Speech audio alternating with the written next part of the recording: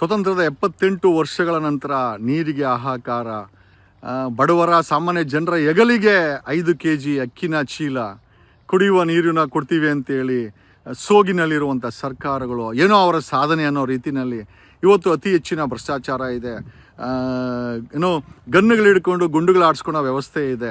ಧರ್ಮಸ್ಥಳದ ವಿಚಾರದಲ್ಲಿ ಕೊಂದವರು ಯಾರೋ ಅಂತ ಕೇಳಿದ್ರೆ ನೊಂದವ್ರ ಮೇಲೇ FIR ಮಾಡಿಸಿ ಅವರ ಮೇಲೇ SIT ಕೊಂಡಿಸಿ ಆ SITಯನ್ನು ದುರುಪಯೋಗ ಮಾಡಿಕೊಂಡು ಆ SIT ಮುಖ್ಯಸ್ಥನ ಬಾಯಿಯನ್ನು ಒಲೆದು ಆ ಕಬ್ಬು ಬೆಳೆಗಾರರಿಗೆ ಮೋಸ ಮಾಡಿ ಆ ಕಬ್ಬು ಶುಗರ್ ಕೇನ್ ಫ್ಯಾಕ್ಟ್ರಿಗಳವ್ರಿಗೆ ಒಳಿತನ್ನು ಮಾಡಿ ಶುಗರ್ ಫ್ಯಾಕ್ಟ್ರಿಗಳು ಓನರ್ಗಳು ಯಾಕೆ ಅಂತಂದರೆ ಅವರೆಲ್ಲ MLAಗಳು ಮಿನಿಸ್ಟ್ರು ಅಂತ ಹೇಳ್ಕೊಂಡು ಇನ್ನೂ 2023ರಲ್ಲಿ ಕಾಂಗ್ರೆಸ್ ಸರ್ಕಾರ ಹೇಳ್ತು ಬಂದಿದ್ದ ಒಂದೇ ವರ್ಷದಲ್ಲಿ 2.5 ಲಕ್ಷ ಸರ್ಕಾರಿ ನೌಕರಿಗಳನ್ನ ಭರ್ತಿ ಮಾಡ್ತೀವಿ ಅಂತ ಹೇಳಿ ಇಲ್ಲಿಗೆ 3 ವರ್ಷ ಕಳೀತು. ಸಾಧನೆ ಅಂತಂದರೆ ಸುಳ್ಳು ಹೇಳೋದೇ ಅವ್ರದ್ದು ಸಾಧನೆ ಅಂತ ನನಗನ್ನಿಸ್ತಾ ಇದೆ. ನಾವು ಯಾವ ಒತ್ತಡಕ್ಕೂ ಮಣಿಯೋದಿಲ್ಲ. ಸರ್ಕಾರದಲ್ಲಿ ಒಂದಲ್ಲ ಒಂದು ದಿವಸ ಈ DK ಶಿವಕುಮಾರನ ಆಡಳಿತದಲ್ಲಿ ನಡೆದಿರುವಂಥ ಈ ಕಾಂಗ್ರೆಸ್ DK ಶಿವಕುಮಾರ್ ಆಡಳಿತದಲ್ಲಿ ನಡೆದಿರುವಂಥ ಎಲ್ಲ ವಿಚಾರಗಳನ್ನು ನಾವು ಸೆಂಟ್ರಲ್ ಏಜೆನ್ಸಿಗೆ we are repeatedly sending the intimation complaints. ಒಂದಲ್ಲ ಒಂದು ದಿವಸ ಇದೇ DK ಶಿವಕುಮಾರ್ ಮತ್ತೆ ತಿಹಾರ್ ಜೈಲು ಹೋಗೋದ್ರಲ್ಲಿ ಯಾವುದೇ ಸಂದೇಹವಿಲ್ಲ. ಪೊಲೀಸ್ ದುರುಪಯೋಗ, ಅಧಿಕಾರ ದುರುಪಯೋಗ, ಭ್ರಷ್ಟಾಚಾರ, ಪೊಲೀಸವ್ರ ಜೊತೆ ನಿಕಟ ಸಂಪರ್ಕ, ಪೊಲೀಸವರುಗಳನ್ನು ಬಳಸಿ ಎಂಟೈರ್ ಸಿಸ್ಟಮನ್ನು ಹಾಳು ಮಾಡ್ತಾ ಇರೋದು, 2.5 ಲಕ್ಷ ಉದ್ಯೋಗಗಳನ್ನು ಮಾಡ್ತೀವಿ ಅಂತ ಮ್ಯಾನಿಫೆಸ್ಟೋದಲ್ಲಿ ಇದೇ ಹೇಳಿದಂಥ ಕಾಂಗ್ರೆಸ್ ಸರ್ಕಾರ 3 ವರ್ಷ ಆಯಿತು ಅದ್ರ ಬಗ್ಗೆ ತಲೆ ಕೆಡಿಸ್ಕೊಂತ ಇಲ್ಲ.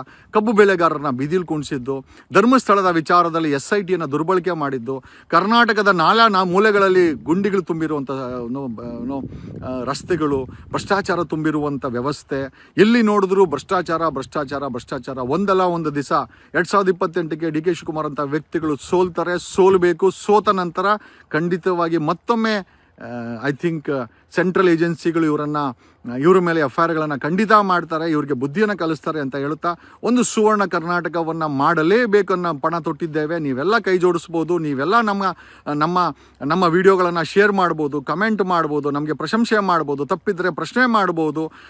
ನಮ್ಮ ಧ್ವನಿಗೆ ನಿಮ್ಮ ಧ್ವನಿ ಸೇರಿದಾಗ ಮಾತ್ರ ಕರ್ನಾಟಕ ಬದಲಾವಣೆ ಆಗುತ್ತೆ, ಈ ಭ್ರಷ್ಟಾಚಾರ ಮುಕ್ತವಾಗುತ್ತೆ, ಭ್ರಷ್ಟಾಚಾರ ಕಡಿಮೆ ಆಗುತ್ತೆ.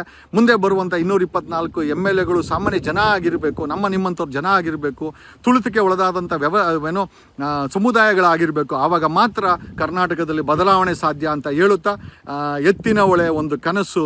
ನೀವು ಯೋಜನೆಗೆ ದುಡ್ಡು ಹಾಕ್ಬೋದು, ಆದರೆ ಅದಕ್ಕೆ ಬೇಕಾದಂಥ ನೀರನ್ನು ಎಲ್ಲಿಂದ ತರ್ತೀರಿ, ಜನರಿಗೆ ಯಾಕೆ ಸುಳ್ಳನ್ನು ಹೇಳ್ತೀರಿ ಅಂತ ಹೇಳುತ್ತಾ ಈ ವಿಡಿಯೋನ ಮುಗಿಸ್ತಾ ಇದ್ದೀನಿ. ಕನ್ನಡದಲ್ಲೂ ಕನ್ನಡ, ನಿಮಗೋಸ್ಕರ ನಮ್ಮ ಧ್ವನಿ, ಟ್ರೂ ಲೈಫ್ ನ್ಯೂಸ್.